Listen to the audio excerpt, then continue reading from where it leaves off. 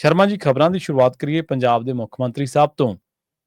ਬੰਦਾ ਜਦੋਂ ਕਿਸੇ ਸੰਵਿਧਾਨਕ ਅਹੁਦੇ ਦੀ ਉੱਚ ਕੁਰਸੀ ਤੇ ਪਹੁੰਚ ਜਾਂਦਾ ਹੈ ਤੇ ਉਹ ਇਹ ਸੋਚ ਕੇ ਕਿ ਬਈ ਦੂਜੀਆਂ ਧਿਰਾਂ ਦੇ ਨਾਲ ਸਿਆਸਤ ਘੱਟ ਕੀਤੀ ਜਾਵੇ ਜਾਂ ਦੂਜੀਆਂ ਦੂਜੀਆਂ ਧਿਰਾਂ ਦੇ ਨਾਲ ਮੁਕਾਬਲਾ ਕੀਤੇ ਬਿਨਾਂ, ਕਿਉਂਕਿ ਉਹ ਸੱਤਾ ਦੇ ਵਿੱਚ ਹੁੰਦਾ ਹੈ, ਤਾਂ ਸਾਰਿਆਂ ਨੂੰ ਨਾਲ ਲੈ ਕੇ ਚੱਲਣ ਦੀ ਕੋਸ਼ਿਸ਼ ਕਰਦਾ ਹੈ। ਪਰ ਜਿਹੜੇ ਸਾਡੇ ਮਾਨ ਸਾਹਿਬ ਨੇ, ਕਹਿੰਦੇ ਇਹਨਾਂ ਨੂੰ ਦੂਜੇ ਲੀਡਰ ਤਾਂ ਕੋਈ ਸੱਪ ਲੱਗਦਾ ਤੇ ਕੋਈ ਮੈਲ ਲੱਗਦਾ ਜੀ। ਬਿਲਕੁਲ ਜੀ ਪ੍ਰਵੀਨ ਜੀ, ਜਦੋਂ ਤੁਸੀਂ ਕਿਸੇ ਰੁਤਬੇ ਤੇ ਹੋਵੋ, ਕਿਸੇ ਅਹੁਦੇ ਤੇ ਹੋਵੋ, ਤਾਂ ਉਸ ਰੁਤਬੇ ਦਾ, ਉਸ ਅਹੁਦੇ ਦਾ ਮਾਣ ਵੀ ਰੱਖਣਾ ਹੁੰਦਾ। ਤੁਸੀਂ ਹੁਣ ਮੁੱਖ ਮੰਤਰੀ ਦੀ ਕੁਰਸੀ ਤੇ ਹੋ, ਨਾ ਕਿ ਤੁਸੀਂ ਕੋਈ ਖਾੜਾ ਲਾਉਣ ਵਾਲੇ ਕਮੇਡੀਅਨ। ਸਹੀ ਹੈ। ਠੀਕ ਹੈ, ਮੁੱਖ ਮੰਤਰੀ ਸਾਹਿਬ ਸ਼ਬਦਾਂ ਦੇ ਧਨੀ ਨੇ, ਗੱਲਾਂ ਦੇ ਜੁਗਾੜੀ ਨੇ ਤੇ ਖਾੜਾ ਬੰਨ੍ਹ ਲੈਂਦੇ ਨੇ, ਪਰ ਇਹ ਕਿਉਂ ਭੁੱਲ ਜਾਂਦੇ ਨੇ ਕਿ ਮੈਂ ਹੁਣ ਇੱਥੇ ਬਤੌਰ ਕਲਾਕਾਰ ਨਹੀਂ ਆਇਆ, ਮੈਂ ਬਤੌਰ ਮੁੱਖ ਮੰਤਰੀ ਆਇਆ। ਤੇ ਉਸ ਅਹੁਦੇ ਦੀ ਰੁਤਬੇ ਦੀ ਕੋਈ ਮਰਿਆਦਾ ਹੁੰਦੀ ਹੈ। ਸਹੀ। ਤਰਨਤਾਰਨ ਦੀ ਚੋਣ ਦੇ ਵਿੱਚ ਕੱਲ ਰੈਲੀ ਸੀ ਆਮ ਆਦਮੀ ਪਾਰਟੀ ਦੀ, ਤੇ ਉਸ ਰੈਲੀ ਨੂੰ ਮਨੀਸ਼ ਸਿਸੋਦੀਆ ਨੇ ਵੀ ਸੰਬੋਧਨ ਕੀਤਾ, ਉਸ ਰੈਲੀ ਨੂੰ ਇਹਨਾਂ ਦੇ ਰਮੀਤ ਸੰਧੂ ਨੇ ਵੀ ਸੰਬੋਧਨ ਕੀਤਾ, ਉਸ ਰੈਲੀ ਨੂੰ ਮੁੱਖ ਮੰਤਰੀ ਭਗਵੰਤ ਮਾਨ ਨੇ ਵੀ ਸੰਬੋਧਨ ਕੀਤਾ, ਤੇ ਇਹਨਾਂ ਨੇ ਉੱਥੇ ਡੈਮੇਜ ਕੰਟਰੋਲ ਕਰਨ ਦੀ ਕੋਸ਼ਿਸ਼ ਵੀ ਕੀਤੀ ਡਾਕਟਰ ਕਸ਼ਮੀਰ ਸਿੰਘ ਹੋਰਾਂ ਦੀ ਪਤਨੀ ਨੂੰ ਲਿਆ ਕੇ। ਠੀਕ ਹੈ। ਤੇ ਉਹਨਾਂ ਨੇ ਵੀ ਆਪਣੇ ਸੰਬੋਧਨ ਚ ਕਿਹਾ ਕਿ ਜੀ ਡਾਕਟਰ ਸਾਹਿਬ ਮੈਨੂੰ ਕਹਿ ਗਏ ਸੀ ਕਿ ਤੂੰ ਟਿਕਟ ਮੰਗਣ ਨਾ ਚੱਲ ਜੀ, ਪਾਰਟੀ ਜਿਹਨੂੰ ਦਊਗੀ ਉਹਨੂੰ ਮਨਜ਼ੂਰ ਕਰੀ, ਇਸ ਲਈ ਆਪਾਂ ਮਨਜ਼ੂਰ ਕਰਨਾ। ਉਹਨੇ ਹੁਣ ਉਹ ਤੋਂ ਕਹੀ ਹੈ, ਉਹਨੇ ਗੱਲ ਕਿ ਕਹਾਈ ਹੈ ਤਾਂ ਰੱਬ ਜਾਣੇ। ਪਰ ਉਸ ਸਟੇਜ ਦੇ ਉੱਤੇ ਸੰਬੋਧਨ ਕਰਦਿਆਂ ਹੋਇਆਂ ਇੱਕ ਗੱਲ ਮਨੀਸ਼ ਸਿਸੋਦੀਆ ਕਹਿੰਦਾ ਜਿਹੜੀ ਗੌਰ ਮੰਗਦੀ ਹੈ। ਜੀ ਜੀ। ਉਹ ਕਹਿੰਦਾ ਵੀ ਇੱਥੋਂ ਹੋਰ ਉਮੀਦਵਾਰ ਖੜੇ ਨੇ, ਜੇ ਕੋਈ ਹੋਰ ਉਮੀਦਵਾਰ ਜਿੱਤ ਗਿਆ ਸਾਡੇ ਵਾਲੇ ਤੋਂ ਬਿਨਾਂ, ਫਿਰ ਉਹ ਨਸ਼ਾ ਵੇਚਣਗੇ। ਅੱਛਾ। ਫਿਰ ਉਹ ਨਸ਼ੇ ਦਾ ਕਾਰੋਬਾਰ ਕਰਨਗੇ, ਇਸ ਲਈ ਹੋਰ ਨੂੰ ਜਿਤਾਉਣ ਦੀ ਬਜਾਏ ਸਾਡੇ ਵਾਲੇ ਨੂੰ ਜਿਤਾਏ। ਠੀਕ ਹੈ। ਹੁਣ ਲੋਕ ਉਹਦੇ ਪਰ ਮੁਸਕੜੀਆਂ ਹੱਥ ਕਿ ਤੁਸੀਂ ਕਹਿਣਾ ਕੀ ਚਾਹੁੰਦੇ ਹੋ ਭਾਈ, ਕਿ ਹੋਰ ਨਾ ਵੇਚੇ, ਸਾਡੇ ਵਾਲਾ ਵੇਚੇ। ਸਹੀ ਹੈ। ਕਿਉਂਕਿ ਜਿਹੜਾ ਰਮੀਤ ਸੰਧੂ ਲਿਆਂਦਾ ਉਹ ਇਹੋ ਜਿਹੇ ਮਾਮਲਿਆਂ 'ਚ ਸਵਾਲਾਂ 'ਚ ਘਿਰਿਆ ਰਿਹਾ। ਤੇ ਜਦੋਂ 2022 'ਚ ਵੋਟਾਂ ਮੰਗਣ ਆਏ ਸੀ ਡਾਕਟਰ ਕਸ਼ਮੀਰ ਸਿੰਘ ਲਈ, ਤਦ ਵੀ ਤੁਸੀਂ ਇਹੀ ਕਹਿ ਰਹੇ ਸੀ। ਜਦੋਂ ਇਹ ਉਧਰਲੇ ਪਾਸੇ ਸੀ, ਦੂਜੇ ਪਾਸੇ ਖੜਾ ਸੀ। ਸਹੀ ਹੈ। ਤੇ ਫਿਰ ਮੁੱਖ ਮੰਤਰੀ ਸਾਹਿਬ ਕਹਿੰਦੇ ਵੀ ਇਹ ਦਲ ਬਦਲੂਆਂ ਤੋਂ ਮੈਂ ਬਹੁਤ ਦੁਖੀ ਹਾਂ। ਕਹਿੰਦਾ ਦਲ ਬਦਲੂ ਆਪਣੇ ਜਗਾੜ ਲਾਉਂਦੇ ਫਰੀ ਜਾਂਦੇ ਨੇ, ਕਹਿੰਦਾ ਦੇਖ ਲਓ, ਹੈਨਾ। ਸਮਝ ਨਹੀਂ ਆਉਂਦੀ ਕਿ ਆਪਣੇ ਵਾਲੇ ਨੂੰ ਕਹਿ ਰਹੇ ਸੀ ਕਿ ਦੂਜਿਆਂ ਨੂੰ ਕਹਿ ਰਹੇ ਸੀ। ਸਹੀ ਗੱਲ। ਤੁਸੀਂ ਵੀ ਤਾਂ ਬਾਹਰੋਂ, ਇਹ ਕੀ ਹੋਰ ਸਾਰੀਆਂ ਚੋਣਾਂ 'ਚ ਲਗਭਗ ਤੁਸੀਂ ਬਾਹਰੋਂ ਲਿਆ ਰਹੇ ਹੋ ਉਮੀਦਵਾਰ, ਤੇ ਉਸੇ ਸਟੇਜ ਤੇ ਬਿਠਾ ਕੇ ਤੁਸੀਂ ਕੀ ਬੋਲੀ ਜਾਂਦੇ, ਤੁਹਾਨੂੰ ਪਤਾ ਹੀ ਨਹੀਂ ਲੱਗਦਾ। ਸਹੀ ਹੈ। ਮੁੱਖ ਮੰਤਰੀ ਸਾਹਿਬ ਕਹਿੰਦੇ ਵੀ ਇਹਨਾਂ ਨੇ ਤਾਂ ਨਾ ਵਿਰੋਧੀਆਂ ਨੂੰ ਨਿਸ਼ਾਨੇ ਤੇ ਰੱਖਦੇ, ਕਹਿੰਦੇ ਜੀ ਇਹਨਾਂ ਨੇ ਤਾਂ ਸਿਆਸਤ ਨੂੰ ਖੇਡ ਬਣਾ ਲਿਆ। ਠੀਕ ਹੈ। ਕਦੇ ਕਹਿਣਗੇ ਸੈਮੀ ਫਾਈਨਲ ਆ, ਕਦੇ ਕਹਿਣਗੇ ਕੁਆਟਰ ਫਾਈਨਲ ਆ, ਕਹਿੰਦੇ ਹਾਕੀ, ਕ੍ਰਿਕਟ, ਕਬੱਡੀ ਦਾ ਮੈਚ ਥੋੜਾ ਜਿਹੜਾ ਹੈ ਨਾ, ਇਹ ਸਿਆਸਤ ਨੂੰ ਖੇਡ ਬਣਾਉਂਦੇ ਨੇ। ਤੇ ਉਧਰ ਕੇਜਰੀਵਾਲ ਦੀਆਂ ਵੀਡੀਓ ਜਦੇ ਆ ਗਈਆਂ ਸਾਹਮਣੇ, ਕਿਹਾ ਦੇਖੋ ਜੀ, ਉਹ ਕਹਿੰਦਾ ਕਿ ਪੰਜਾਬ ਦਾ ਜਿਹੜਾ ਉਹ ਤਾਂ ਸਾਡਾ ਸੈਮੀ ਫਾਈਨਲ ਆ 2027 ਲਈ। ਹੁਣ ਤੁਸੀਂ ਕੀ ਕਹਿਣਾ ਚਾਹੁੰਦੇ ਹੋ? ਸਹੀ ਗੱਲ। ਜਿਹੜੀ ਗੱਲ ਗੌਰ ਕਰਨ ਵਾਲੀ ਸੀ ਮੁੱਖ ਮੰਤਰੀ ਦੀ, ਉਹ ਕਹਿੰਦੇ ਵੀ ਸੁਖਬੀਰ ਸਿੰਘ ਬਾਦਲ ਹਰ ਸਟੇਜ ਤੇ ਜਾ ਕੇ ਕਹਿ ਦਿੰਦਾ ਹੈ ਕਿ ਜੀ ਵਿਕਾਸ ਬਾਦਲ ਸਾਹਿਬ ਦੇ ਟਾਈਮ 'ਚ ਹੋਇਆ, ਆਹ ਵੀ ਬਾਦਲ ਸਾਹਿਬ ਨੇ ਬਣਾਇਆ, ਉਹ ਵੀ ਬਾਦਲ ਸਾਹਿਬ ਨੇ ਕੀਤਾ। ਕਹਿੰਦਾ ਬਰਗਾੜੀ ਬਹਿਬਲ ਤੋਂ ਲੰਘਦਾ ਨਹੀਂ ਕਦੇ ਬਾਦਲ ਸਾਹਿਬ ਚੇਤੇ ਆਉਂਦੇ। ਠੀਕ ਹੈ। ਮੈਂ ਕਿਹਾ ਵੀ ਮੁੱਖ ਮੰਤਰੀ ਬੜੀ ਗੰਭੀਰ ਗੱਲ ਕਰ ਰਿਹਾ ਨਾ। ਮੈਂ ਬੜਾ ਜਿਹਾ ਹੋਰ ਧਿਆਨ ਨਾਲ ਸੁਣਿਆ।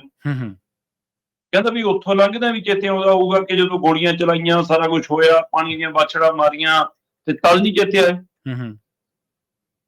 ਹੁਣ ਸਵਾਲ ਇਹ ਹੈ ਕਿ ਜੇ ਮੁੱਖ ਮੰਤਰੀ ਜਨਤਕ ਸਟੇਜ ਤੋਂ ਸਿੱਧਾ ਕਹਿ ਰਿਹਾ ਕਿ ਬਹਿਬਲ ਕਲਾਂ ਬਰਗਾੜੀ ਲਈ ਬਾਦਲ ਟੱਬਰ ਜ਼ਿੰਮੇਵਾਰ ਹੈ, ਫਿਰ ਤੁਹਾਨੂੰ ਰੋਕਿਆ ਕਿਹਨੇ ਆ? ਚਲਾਓ ਨਾ ਹਰਾ ਪੈਨ। ਸਹੀ ਹੈ, ਬਿਲਕੁਲ ਸਹੀ। ਹੁਣ ਤੱਕ ਇਨਸਾਫ ਕਿਉਂ ਨਹੀਂ ਮਿਲਿਆ ਫਿਰ ਪੰਜਾਬ ਨੂੰ? ਤੁਸੀਂ ਦਾਅਵੇ ਵਾਅਦਿਆਂ ਨਾਲ ਵੀ ਆਏ ਸੀ, ਤੁਸੀਂ ਤਾਂ ਲੋਕਾਂ ਦੀ ਕਚਹਿਰੀ 'ਚ ਖੜ ਕੇ ਉਹਨਾਂ ਨੂੰ ਦੋਸ਼ੀ ਗਰਦਾਰ ਰਹੇ ਹੋ, ਫਿਰ ਅੰਦਰ ਕਰੋ, ਅਜੇ ਤੱਕ ਬਾਹਰ ਕਿਉਂ ਨੇ ਉਹ? ਸਹੀ ਹੈ। ਫਿਰ ਗੱਲਾਂ ਤੁਸੀਂ ਉੱਥੋਂ ਖੜ ਕੇ ਚਿੱਟੇ ਦੀਆਂ, ਨਸ਼ੇ ਦੀਆਂ ਕਰ ਰਹੇ ਹੋ ਕਿ ਵੀ ਦੇਖਿਆ ਆ ਮੱਝ ਦਾ ਜਰਨੈਲ ਜਿਹੜਾ ਕਹਾਉਂਦਾ ਸੀ ਆਪਣੇ ਨੂੰ, ਤਾਂ ਮੱਝ ਦੀ ਮੈਲ ਨਿਕਲਿਆ, ਅਸੀਂ ਠੋਕਤਾ, ਅਸੀਂ ਭੇਜਤਾ, ਅੰਦਰ ਨੂੰ ਨਾਭੇ ਮਿਲਦਾ ਹੈ ਨਾ। ਤੇ ਫਿਰ ਕਿਉਂ ਨਹੀਂ ਉਹਦੇ ਤੇ ਨਸ਼ੇ ਦਾ ਪਰਚਾ? ਸਹੀ ਹੈ। ਪਰਚਾ ਕਿਹੜਾ ਉਹਦੇ ਤੇ, ਇਹਦਾ ਦੱਸ ਦਿਓ। ਇਹ ਤੁਸੀਂ ਉੱਥੇ ਮਤਲਬ ਇਹ ਸ਼ਬਦ ਨੇ ਮੁੱਖ ਮੰਤਰੀਆਂ ਦੇ। ਫਿਰ ਪ੍ਰਤਾਪ ਬਾਜਵੇ ਕੰਨੀ ਨੂੰ ਨਿਕਲੇ, ਰਾਹੁਲ ਗਾਂਧੀ ਦਾ ਜ਼ਿਕਰ ਹੈ ਨਾ, ਉਹ ਜੇਬ 'ਚ ਹੱਥ ਪਾ ਕੇ ਕਹਿੰਦਾ ਐ ਕਰਦਾ ਰਹਿੰਦਾ ਹੈ। ਆ ਬੀਜੇਪੀ, ਇਹ ਬੀਜੇਪੀ ਤਾਂ ਪਾਰਟੀਆਂ ਖਾਣੀ ਪਾਰਟੀ ਹੈ ਨਾ। ਤੇ ਫਿਰ ਪ੍ਰਤਾਪ ਬਾਜਵਾ ਉਹ ਕਹਿੰਦਾ ਕਿ ਸੱਪ ਨੂੰ ਹਮੇਸ਼ਾ ਸਿਰੀ ਤੋਂ ਮਾਰਿਆ ਜਾਂਦਾ ਹੈ। ਅੱਛਾ। ਤੇ ਕਹਿੰਦਾ ਫਿਰ ਵੀ ਬਾਅਦ ਚੋਂ ਪੂੰਛ ਜੀ ਹਿਲਦੀ ਰਹਿੰਦੀ ਆ ਤੇ ਥੋੜੀ ਦੇਰ ਬਾਅਦ ਫਿਰ ਪੂੰਛ ਵੀ ਟਿਕ ਜਾਂਦੀ ਆ। ਹੁਣ ਅਸੀਂ ਸਿਰੀਆਂ ਤਾਂ ਰਗੜਤੀਆਂ, ਹੁਣ ਆ ਬਾਜਵੇ ਬੂਜਵੇ ਦੀਆਂ ਪੂੰਛਾਂ ਹਿਲਦੀਆਂ, ਹੈਨਾ। ਮਤਲਬ ਅਗਲਾ ਵਿਰੋਧੀ ਧਿਰ ਦਾ ਲੀਡਰ ਆ ਭਾਈ, ਸਹੀ ਗੱਲ। ਲੋਕਾਂ ਨੇ ਚੁਣਿਆ, ਜੇ ਤੁਹਾਨੂੰ ਚੁਣਿਆ ਉਹਨੂੰ ਵੀ ਚੁਣਿਆ। ਪਰ ਪੰਜਾਬ ਦੀ ਵਿਧਾਨ ਸਭਾ ਚ ਖੜ ਕੇ ਤੁਸੀਂ ਇਹ ਕਿਹਾ ਕਿ ਵੀ ਇਹਨੇ ਤਾਂ ਆ ਜ਼ਮੀਨਾਂ ਖਰੀਦੀਆਂ ਹੋਈਆਂ ਦਰਿਆਵਾਂ ਦੇ ਨਾਲ ਦੀਆਂ, ਇਹਦਾ ਪੈਸਾ ਕਿੱਥੋਂ ਆਇਆ, ਇਹਦਾ ਹਿਸਾਬ ਹੈ। ਤੁਸੀਂ ਕੱਲ ਜਨਤਕ ਰੈਲੀ ਚ ਖੜ ਕੇ ਕਿਹਾ ਕਿ ਰਾਵੀ ਪਾਰ ਤੋਂ ਸੋਨੇ ਦੇ ਬਿਸਕੁਟ ਆਉਂਦੇ ਸੀ, ਆਪਣੇ ਤਾਂ ਆਟੇ ਵਾਲੇ ਬਿਸਕੁਟ ਬਣਾਉਂਦੇ ਆ, ਦੀਵਾਲੀ ਦਬੂਲੀ ਤੇ ਪੀਪਿਆਂ ਚ ਬਣਵਾ ਕੇ ਲਿਆਉਂਦੇ ਆ, ਇਹਨਾਂ ਦੇ ਤਾਂ ਸੋਨੇ ਦੇ ਬਿਸਕੁਟ। ਜੇ ਤੁਹਾਨੂੰ ਸੋਨੇ ਦੇ ਬਿਸਕੁਟਾਂ ਦਾ ਪਤਾ ਹੈ ਤੇ ਇਹਨਾਂ ਦੇ ਗੈਰ ਕਾਨੂੰਨੀ ਧੰਦੇ ਰਾਹੀਂ ਖਰੀਦੀ ਜ਼ਮੀਨ ਦਾ ਪਤਾ ਹੈ ਕਿ ਪੈਸਾ ਗਲਤ ਤਰੀਕੇ ਨਾਲ, ਫਿਰ ਵੀ ਤੁਸੀਂ ਸਰਕਾਰ ਉਹ ਅੰਦਰ ਕਿਉਂ ਨਹੀਂ ਕਰਦੇ ਉਹਨੂੰ?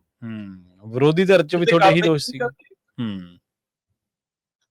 ਦੂਏ ਪਾਸੇ ਜੇ ਵਿਧਾਨ ਸਭਾ ਚ ਖੜ ਕੇ ਉਹਦੇ ਕੰਨੀ ਨੂੰ ਉਂਗਲ ਹੈ ਤਾਂ ਉਂਗਲ ਤੁਹਾਡੇ ਵਾਲੇ ਮੰਤਰੀ ਕੰਨੀ ਵੀ ਹੋਈ ਸੀ ਉੱਥੇ ਕਿ ਸ਼ਰਾਬ ਦੀਆਂ ਫੈਕਟਰੀਆਂ ਤੋਂ ਜੀ ਹਰ ਮਹੀਨੇ ਇੰਨੇ ਲੈਂਦਾ। ਆਓ ਇੱਕ ਵਾਰੀ। ਸੋ ਮੁੱਖ ਮੰਤਰੀ ਚੋਣ ਰੈਲੀ ਚ ਤਾਂ ਚਾਅ ਚੜ ਜਾਂਦਾ ਮੁੱਖ ਮੰਤਰੀ। ਜੀ ਜੀ ਬਿਲਕੁਲ।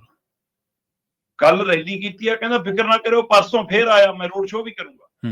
ਉਹ ਗੱਡੀ ਚੋਂ ਬਾਹਰ ਨਿਕਲ ਕੇ ਤੀਰ ਜਾ ਚਲਾ ਕੇ, ਉਹ ਡਿਜ਼ਾਈਨ ਜਾ ਬਣਾ ਕੇ, ਉਹ ਬਹੁਤ ਸ਼ੌਕ ਹੈ। ਸੋ ਇਹਨਾਂ ਲਈ ਇਹ ਇੰਟਰਟੇਨਮੈਂਟ ਹੈ।